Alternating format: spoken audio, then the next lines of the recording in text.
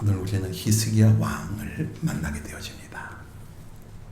히스기야 왕은 성경에 42명의 그 열왕들이 있는데 몇몇 안 되는 정말 하나님 앞에 신실한 그러한 왕이었습니다.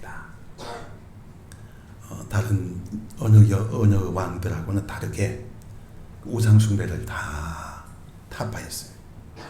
우상숭배를 다 타파하고 우상숭배하는 산당을 다 제거하고 그리고 하나님의 성전을 수리하고 그리고 백성들에게 11조를 가르쳤고 그래서 온전한 믿음으로 나아가도록 가장 본을 보인 왕이 바로 히스기야 왕입니다. 아수르 왕과의 전쟁에서도 아수르 대군과의 전쟁에서도 정말 하나님 앞에 기도해서 하나님의 은혜로 말미암아 18만 5천 명의 아수르 군대를 물리친 그런 성전을 이룬 그런 왕입니다. 그러니까는 정말 괜찮은 왕이죠. 우리가 인간적인 모습으로 봐도 괜찮은 왕이고 영적이고 또 진실한 영적인 그런 신앙적인 그런 모습으로 봐도 정말 괜찮은 그런 왕이었어요. 그런데 이런 신실한 왕 히스기야에게 어느 날 죽을 병을 만나게 되어집니다. 이제 너는 곧 죽을 거야. 이사야 선지자가 와서 너 집을 다 정리해. 다 정리하라는 거예요. 너는 이제 곧 죽을 거니까 집 정리하라. 그렇게. 그러니까 우리가 이것을 보면서 느끼는 게 뭐냐면은 우리가 하나님을 잘 경외할 때에도 예수 잘 믿는 그런 온전한 믿음의 가정을 이룰 때에도 때로는 우리에게 우리가 어찌할 수 없는 그러한 인생의 장벽을 만날 때가 있어요. 우리가 넘을 수 없는 그런 인생의 고난의 그것이 어떤 때에는 질병의 장벽이 나를 막을 때가 있고 또 어떤 때에는 실패의 장벽이 나를 막을 때도 있고 또 어떤 때에는 하여간 생각하지도 못했던 그런 엄청난 사고로 나의 장벽을 막을 때가 있어. 그럴 때 여러분 우리는 어떻게 합니까?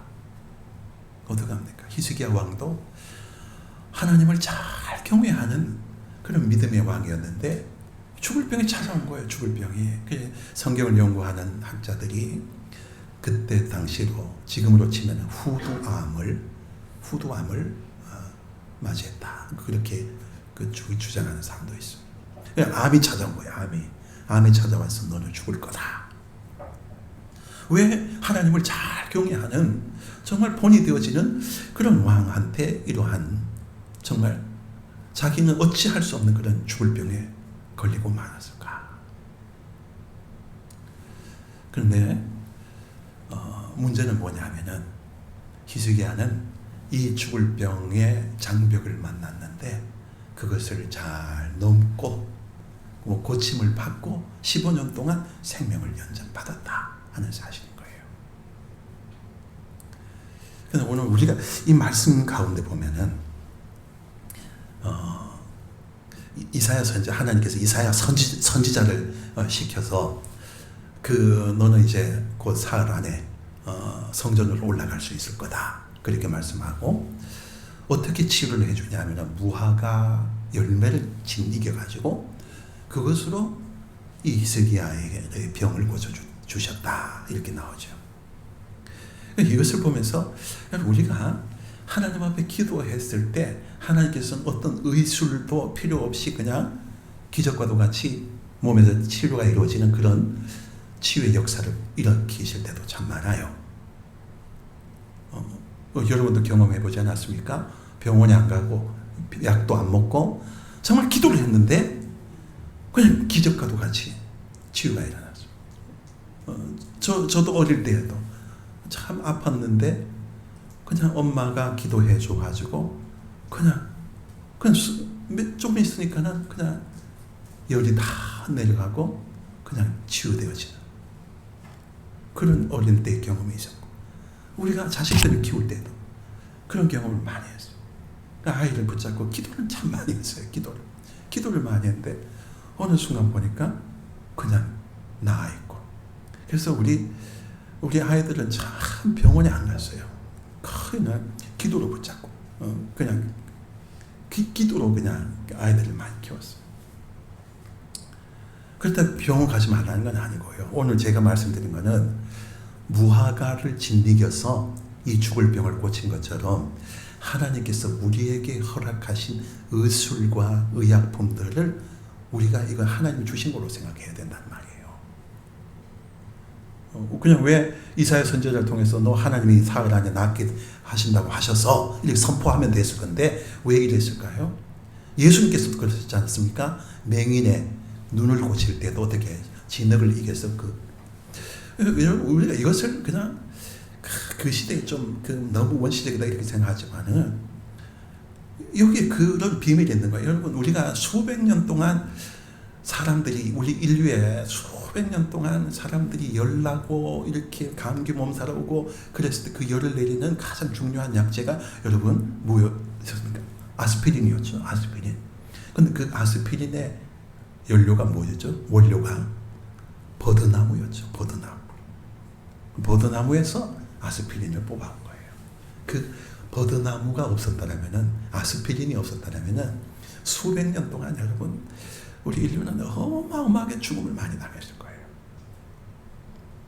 그래서 오늘 하나님께서는 이 히스기야의 죽을 병을 고치시는데 바로 하나님을 향한 그 기도와 그리고 그 시대의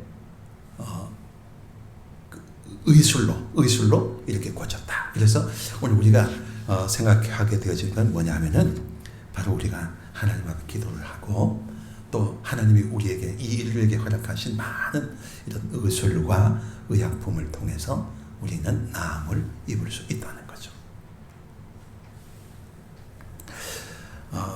살아가다 보면은 우리가 겪게 되어질 이런 장벽들, 건강의 장벽, 질병의 장벽이 찾아오고 실패의 장벽이 찾아오고 여러 가지 인생의 장벽이 찾아옵니다. 때로는 경제적으로 가난한 벽이 찾아오고 이러한 것들을 만났을 때 우리는 어떻게 하면은 그 벽을 넘어서서 우리가 승리를 할 수 있을까? 그래서 오늘 히스기야를 통해서 우리가 한번 새겨보려고 합니다. 첫째, 이 죽을 병에서 건짐을 받은 히스기야의 기도는 어떤 기도였느냐 하면 첫째로는 하나님만을 바라보는 기도였어요. 오늘 2절 말씀에 보시면은 이렇게 나오죠. 히스기야 기도를 할 때 벽을 향하여 여호와께 기도하여 이르되, 벽을 향하여 기도했다. 벽을 향하여 기도했다. 이 말씀은 여러분 무슨 뜻을 가지고 있습니까? 우리가 살아가다가 이러한 인생의 벽, 내가 감당할 수 없는 인생의 벽을 만났을 때 우리는 벽 너머에 계신 하나님을 바라보고 우리는 기도를 하는 거예요. 그래서 우리가 기도의 의미가 뭐냐, 이것을 히스기야를 통해서 알 수 있어요. 기도의 의미는 우리가 오직 하나님 앞에 하나님을 향해 얼굴을 집중하는 거예요. 하나님만을 향하여 얼굴을 돌리는 것, 하나님만을 나의 유일한 해결자로 삼는 것, 그런 자세로 하나님 앞에 우리가 기도하게 되어지면은 우리 인생의 벽을 하나님은 무너뜨려 주신다는 거예요. 빌리그리아 목사님이 그런 말씀을 했었어요. 기도가 뭐냐? 기도는 아침에 열쇠요, 저녁에 자물쇠이다. 이런 말을 했어요. 우리 인생이 여러분 어느 날 어떤 인생이 문제없는 그러한 인생이 누가 있습니까? 다 날마다 문제가 있고 날마다 근심이 있고 날마다 걱정이 있지만은 그러나 그러한 그 문제를 풀 수 있는 것은 하나님께서 우리에게 아침에 기도의 열쇠를 주셨어요. 그 기도로 우리는 열쇠를 열고 우리는 인생의 문제를 푸는 거예요. 그리고 저녁 때에는 우리를 안전하게 보호할 자물쇠로 우리의 가정을 채우는 거예요. 모든 문제의 해답은 바로 하나님이시기 때문에 모든 질병의 문제의 해답은 하나님이 가지고, 모든 절망의 문제의 해결도 하나님이 다 가지고 계십니다. 그래서 우리가 기도를 한다는 것, 이 기도를 한다는 것은 우리가 벽을 향하여 그 너머에 계신 하나님 앞에 집중해서 하나님을 의지하는 거예요. 그런 기도를 드리면은 하나님은 우리를 구원해 주시는 거예요. 벽을 무너뜨려 주시는. 갈릴리 바다에서 여러분, 제자들 먼저 너희들 건너가라. 제자들이 배를 타고 건너가요. 예수님이 나중에 오셨잖아요. 나중에 예수님이 오시는데 어떻게 오셨습니까? 물 위를 걸어서 오셨다고 그러셨어요. 그 제자들이 놀랬어요. 근데 그 베드로는 그 걸어오시는 예수님을 보고 주님, 나도 걸어가게 해 주시옵소서. 그렇게 요구했어요. 그 예수님께서 오라 하셨죠.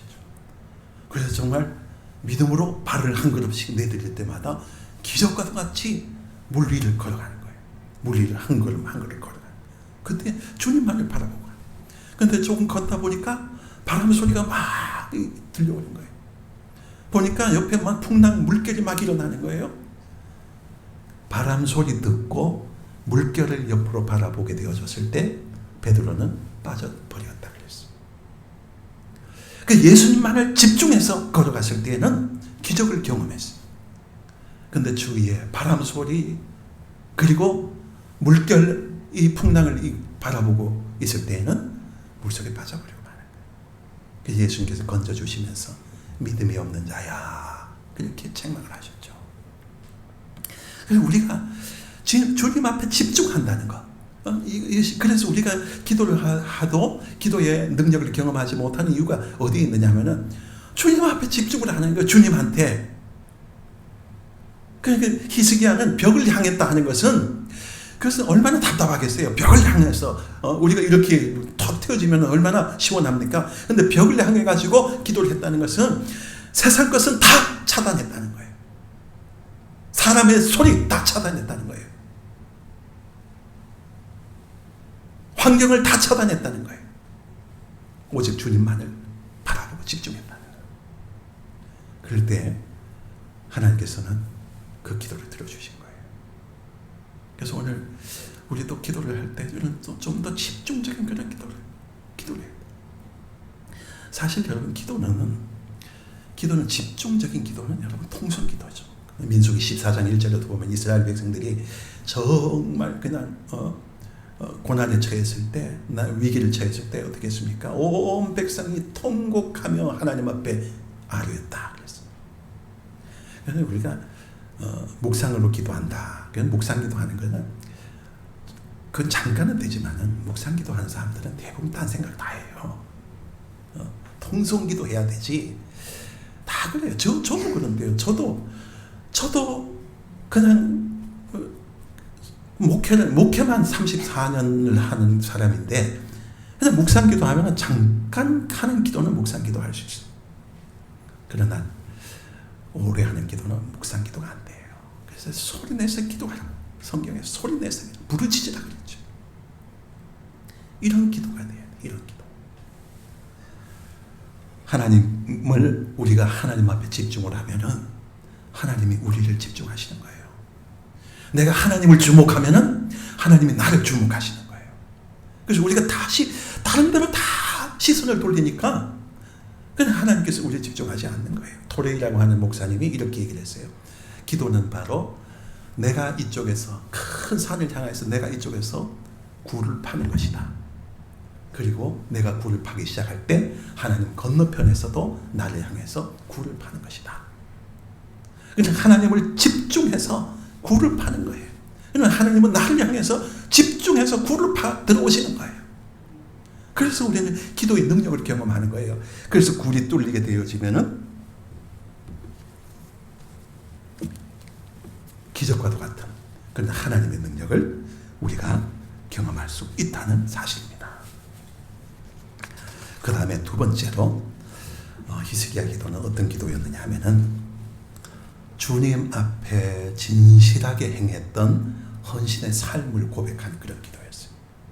오늘 3절에 보시면 이런 구절이 있지 않습니까? 3절에 보시면은 여호와여 구하오니 내가 진실과 전심으로 주 앞에 행하며 주께서 보시기에 선하게 행한 것을 기억하옵소서. 이 기도를 드린 거예요. 여러분, 히스기야의 기도의 특징이 바로 이 기도인 거예요. 다시 쉽게 말하면은 주님, 내가 예수 잘 믿었지 않습니까? 예수 믿는 동안 내가 얼마나 충성했습니까? 내가 또 얼마나 하나님 앞에 선한 일을 많이 했습니까? 내가 얼마나 많은 사람들을 도왔습니까? 내가 얼마나 많이 주님의 교회에 헌신을 했습니까? 하나님, 나의 이 헌신을 보시고 나를 살려주시옵소서.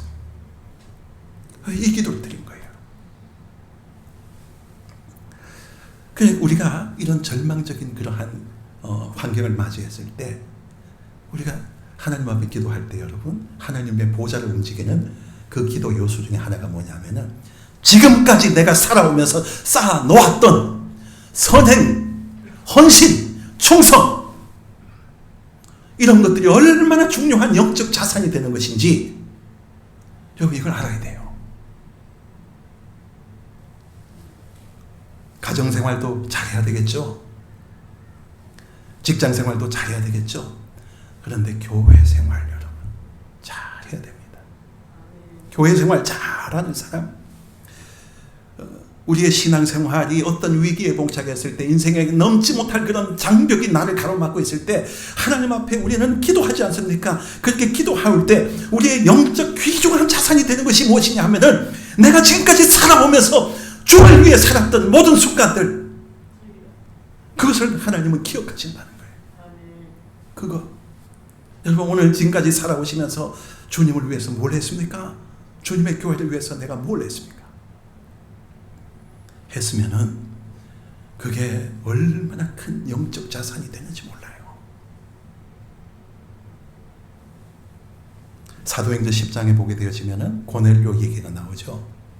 고넬료, 백부장 고넬료. 근데 이 고넬료는 이방 사람이었어요. 로마 사람이었어요.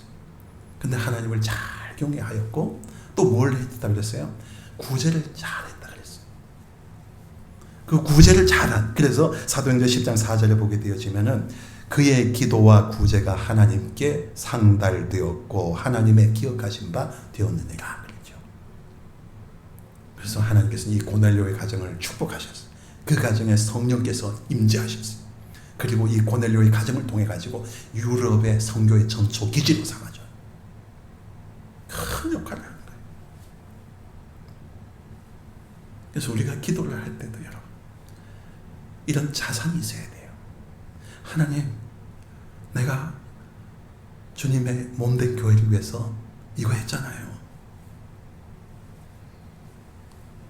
그렇게 말할 수 있어야 된다. 기도할 때 그거 말할 수 있어야 되는 거예요. 사람들한테 막 자랑하면 그러면 안 되죠.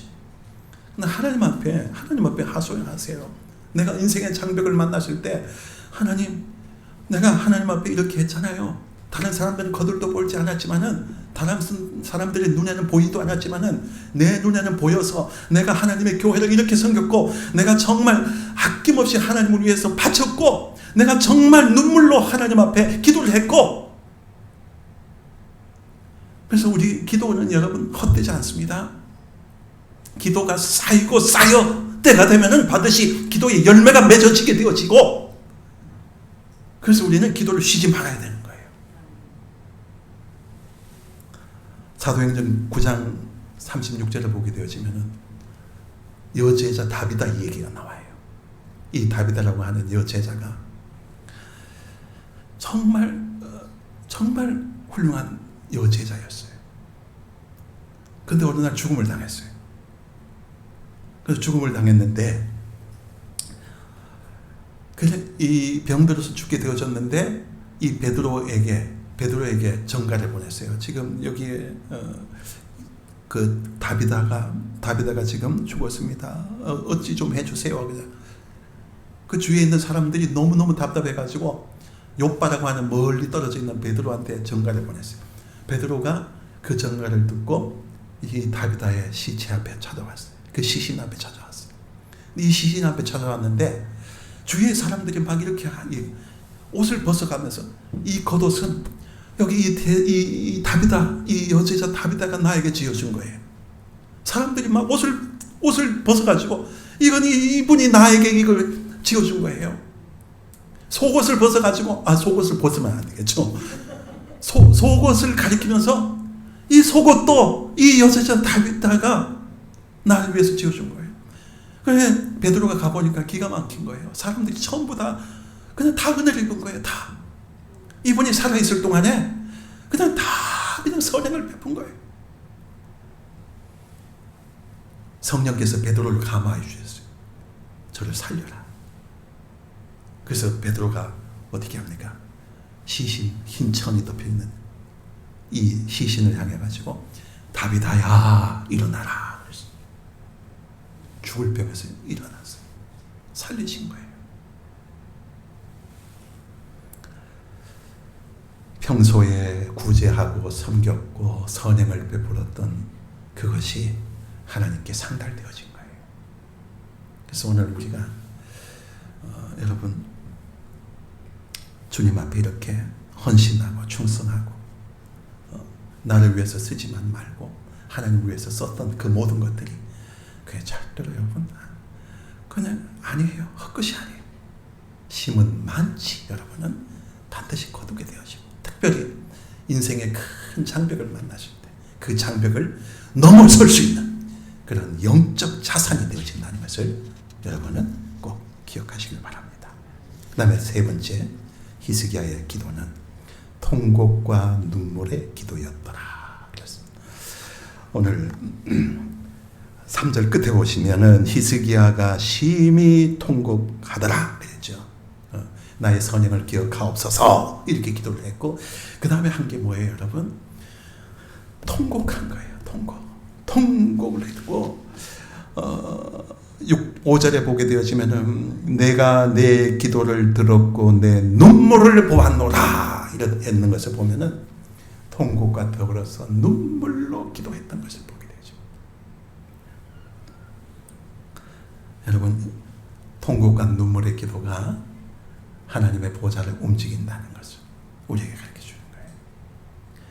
예수님도 그렇게 기도하셨죠. 히브리서 5장 7절에 보게 되어지면은 그가 육체로 계실 때에 자기를 죽음에서 능히 구원하실 이에게 심한 통곡과 눈물로 간구와 소원을 올렸고 그랬어요. 예수님께서 그렇게 기도를 하셨어요. 심한 통곡과 눈물로 간구와 소원을 올렸다.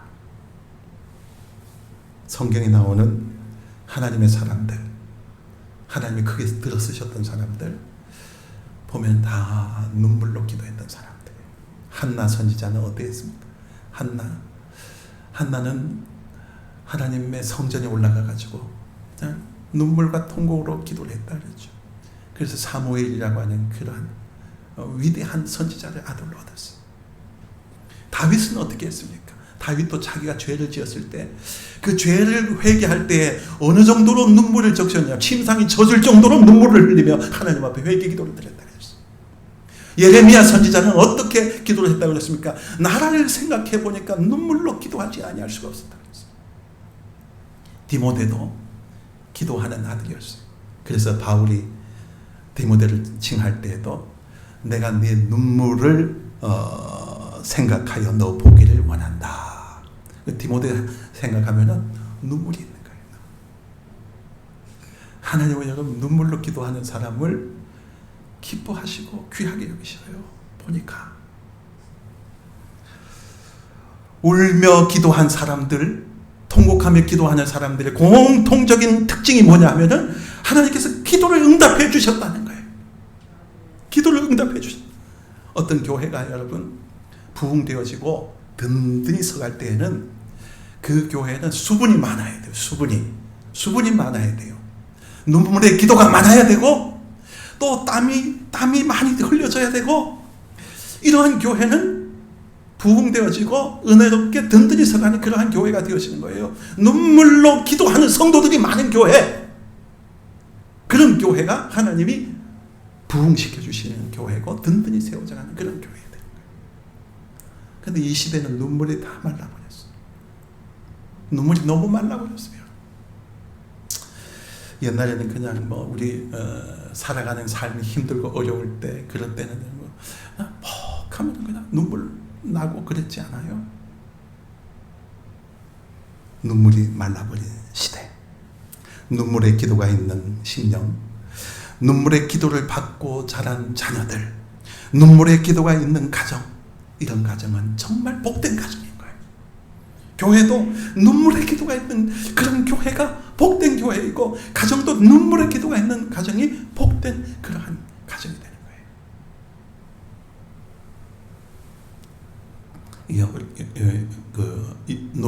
눈물에는 여러분 뭐가 있습니까? 염분이 있죠. 염분, 짜죠.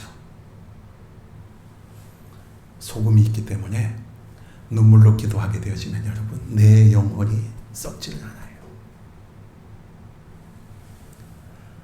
내 영혼을 썩지 않게 하는 능력이 바로 눈물 속에 있어요. 그래서 우리가 눈물로 기도하게 되어지면은 하나님께서 우리의 기도를 들으시고 우리의 영혼을 맑게 해주시고 우리의 영혼을 기쁘게 해주시는 그런 축복이 있는 거예요. 최성교라고 하는 아나운서 여러분, 그분이 원래는 KBS 아나운서였는데, 근데 지금은 CTS 아시죠? 내가 매일 기쁘게, 거기 아나운서 사회 보신 분인데, 이분의 간증이 저는 직접 수련회 가서 직접 들었어요. 직접 저 한경지 목사님 수양관에서 제가 직접 들었는데, 원래 불교 신자였죠. 불교 가정에서 자란 불교 신자였고, 학교에서 서클 활동할 때는 불교 회장까지 맡았던 그런 사람이었어요. 근데 KBS에 있을 때 어느 날 생방송을 마치고 나오는데 누가 메모지를 하나 주더래요. 그 메모지를 딱 보니까 딸 교통사고, 생명이 위독함, 강남 성심병원, 이렇게 적혀져 있는 거예요. 생방송 마치고 나니까, 생방송 중에는 못 주고 마치고 나니까 주는 거예요. 그래서 정말 하늘이 무너진 거예요. 딸이 하나 있었는데 그 딸이 차가 그냥 그 아이를 받고 바퀴가 넘어가 버리고 말한 거예요. 그래서 강남 성심병원으로 옮겼는데 죽었다는 거예요. 흰 천을 덮어놓은 거예요. 그 딸이 3살밖에 안 된 딸인데 이름이 혜원이었대요. 혜원인. 그 딸이 그렇게 교통사고를 당해서 생명이 위독하다는 그 메모지를 받고 정신이 없어. 그래서 사람들이 택시를 타고 강남 성심병원으로 지금 가는데 그냥 눈물이 막 쏟아지죠. 그렇지 않겠어요, 여러분?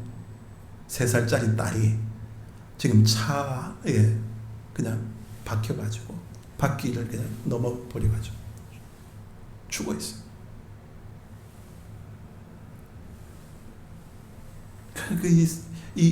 그러니까 이런 때가 되어지니까, 인간이 이런 때가 되어지면은 찾는 분은 하나님밖에 없는 것 같아요. 그 불교 신자였는데, 근데도 그냥 이 택시 안에서 하나님을 찾는데요. 하나님 우리 딸 살려주세요. 하나님 우리 혜원이를 살려주세요. 하나님을 찾는데요. 그래서 울면서 그렇게 기도하고 병원에 딱 도착을 했더니 거기에 보니까 3 여인이 울고 있더라는 거예요.